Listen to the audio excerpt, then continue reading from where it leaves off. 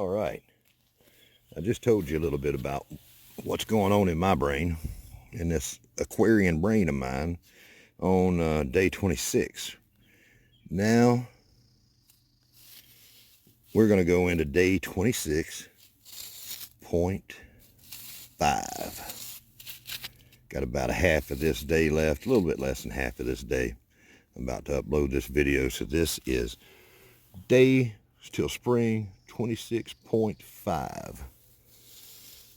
Bring that in there a little bit. Get a little highlight. Okay. Follow me along, and we'll finish up this day. Okay. Now we're back across the road now, back at my place. There's my ditch that I just showed you. And the retaining wall I made. And let's see. I got to work on not saying and I'm kind of new to making videos for everybody to see. And I'll get there. I'm just an average guy trying to show people how to do some stuff. Showing you a little bit about what I do. Just an average guy, just like most of y'all. Right here we got a bunch of concrete that I brought in. They were demolishing a store, cutting out the floor there. And I'm probably going to use that to line my ditch, something that'll be a little bit more permanent, and I'll make a video on that showing you what I do. But I look for unusual places for resources to use around my house. Concrete that was cut up. I brought it home. Brought these home, a bunch of blocks. Brought them home one at a time. And let's see, got a little fig tree right here that I need to prune back. And there's some more that busted up concrete that I've got. I'll be doing things with that. But they actually have a name for that. It's called urbanite. Like it's a rock. And over here we see this big place that was dug out. This I dug out a year or so ago, and had to stop working on it temporarily. Had a little one of those health issues pop up as we do, and it slowed me down a little bit. But that's going to be where I have a catfish pond, and that'll be part of my overall aquaponics area. But lately it's been a place for me to burn off my roots and weeds, stuff that I don't want growing. I'm going to throw it in there, but pretty much all my wood and everything, I utilize that. The only thing I burn now is roots and weeds to get those seed heads out of there and burn those. And more junk. You know, my place is a little rough, and some of y'all can resonate with that. You know, I'm that guy that'll bring something home, but those I'm probably going to use as part of a trellis system, or to stake something up, maybe some strawberries in an unusual way. I'll show you. But I've got good clay up underneath here, and you know, you got good soil for growing, and then you've got good clay if you want to make a pond. And right up under all this, I've got a bunch of good clay. Hopefully that'll retain some water. And I've been digging here lately, taking the topsoil off. I'm going to expand this out. This is going to be widened out and make a much bigger pond area, and may even have something even more awesome over the pond. May have a greenhouse there. But this is my little area here where I'm sifting out the topsoil and getting rid of the rocks.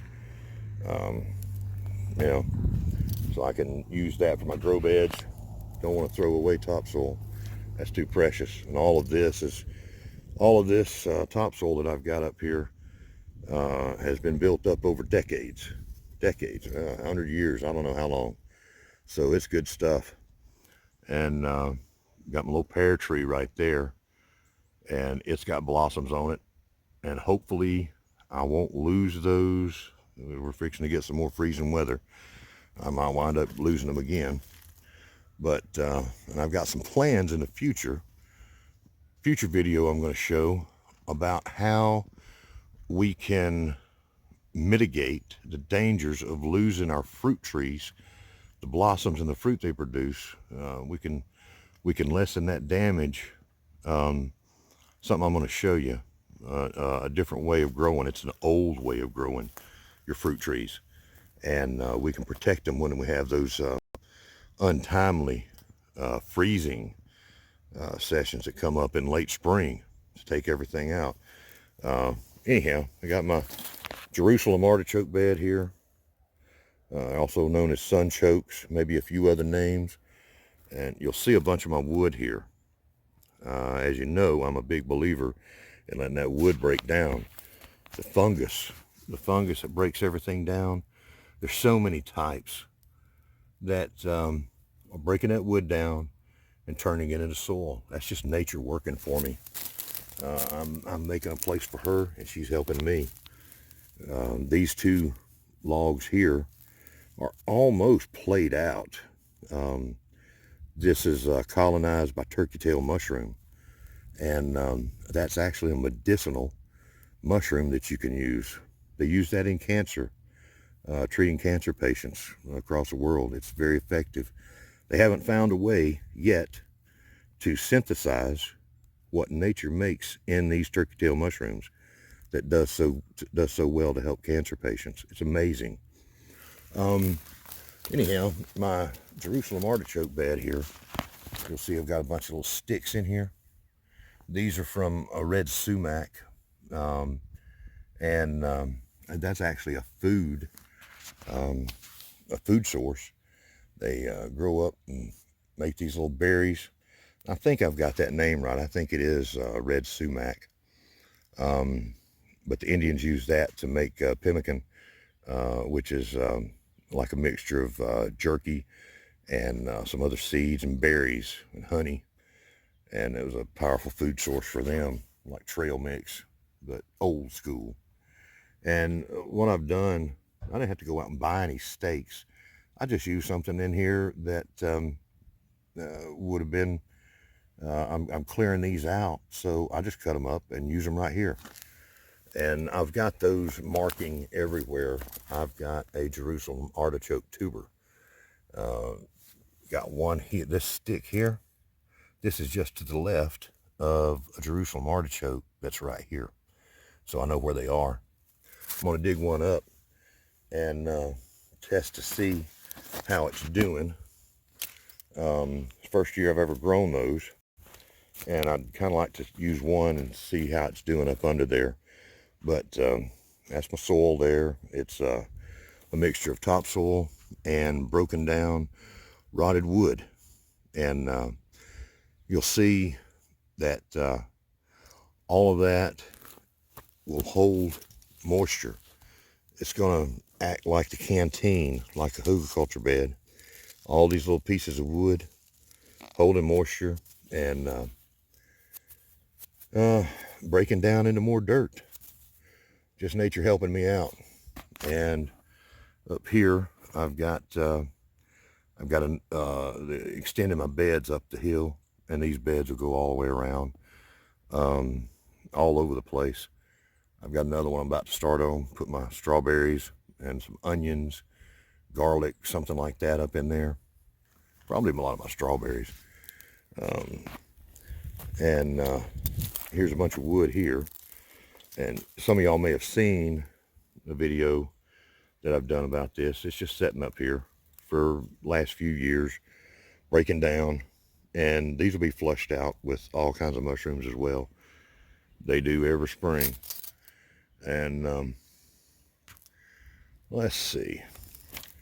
Just wanted to show you a few things.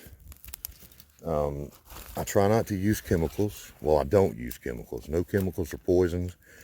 And this year is going to be the test for me personally, seeing how well I can use natural methods to keep the pests away. But here, let's see. I showed you about the ditch and them cleaning it out. This is my outdoor kitchen area, and you can see right there at the end there where I'm adding on to it. Let me show you this. I've been gathering rocks for years as well. I'll be using these around my place. I've already been using them for stepping stones and things. But this bed here, this is going to be one of my main grow beds. These logs and branches have been here for, I want to say 3 years, just breaking down while I'm doing everything else in the world. They're just sitting here breaking down, turning into dirt. The most amazing dirt that you cannot buy. Actually, not dirt, it's soil. But soil, I'm like most people, I'm going to call it dirt. We got good dirt and we got bad dirt. Bad dirt's just stuff that's out there on a dirt road. But good dirt, soil, is full of life. But let me show you this. My strawberries. I have an heirloom strawberry type that was given to me. I'll make a video explaining that. But look at there. I've thrown strawberries, leftovers, rotten ones, whatever, down in here, and they've spread. Also, this spreads. I hate this stuff. I'm not sure what it is. Got to get rid of that. But the strawberries, look here. I'm going to be digging these up pretty soon and putting those over there in the bed. Give them more space where I want them. And then with this bed here, I'm going to be covering it up with some topsoil and make it into a grow bed. That final stage when I start putting things in there.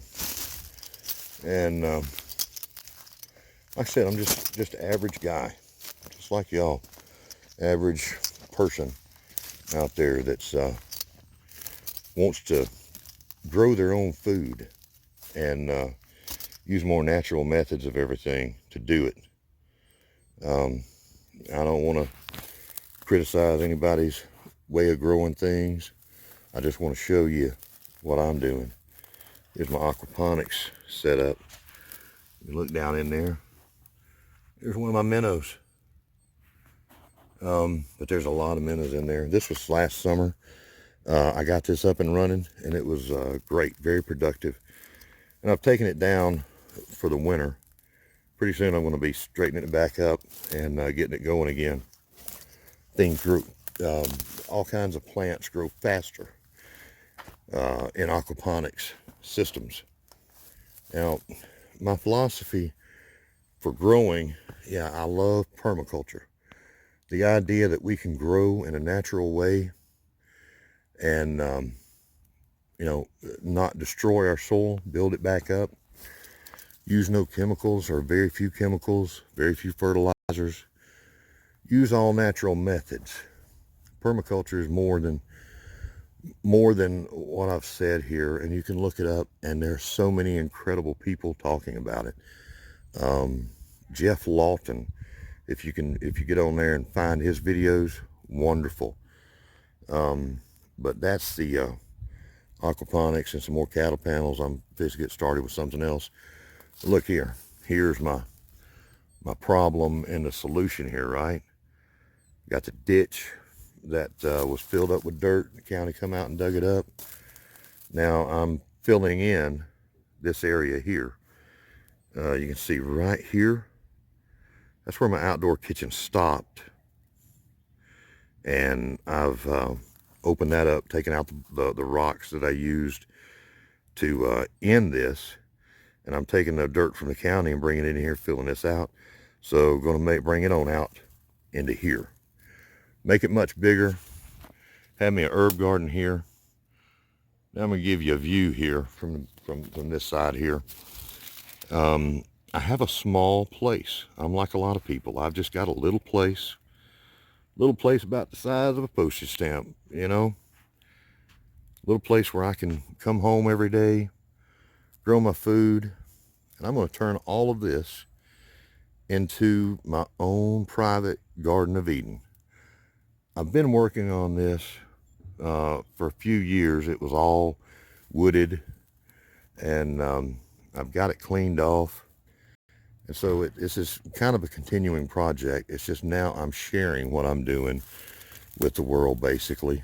And I hope I can show you some really, really neat things. And I hope that y'all can tell me what you're doing. But this is trying to go all natural. Try to use what's available. Reduce, reuse, recycle, all of that. And anyhow, so I'm getting kind of long and rambling here, but you know, here it is. Here is the view of most of what that I have to work with right now. The rest of my property is still wooded, and I'm going to be clearing off some of that and keeping some of my trees. But anyhow, now you're seeing the main area of my property and where I will be starting on my journey and sharing with you folks.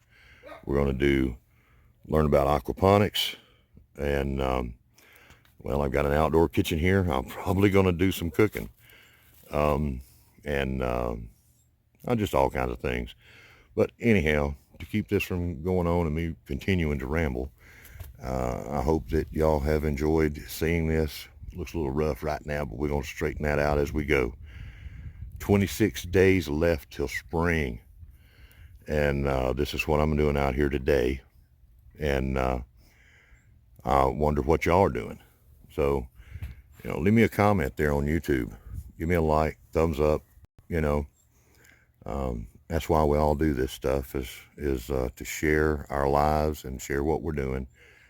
And so give me a like, leave me a comment, let me know who you are, what you're doing, and we'll form a relationship, have partnerships, and be part of a community. Many of us out there, and you know, it's just great stuff that people do, and I'd love to hear from y'all. So anyhow, this is long enough, and this is my place, and thanks for watching. If you made it this far, thanks for watching very much, and we'll see you on the next video. Bye.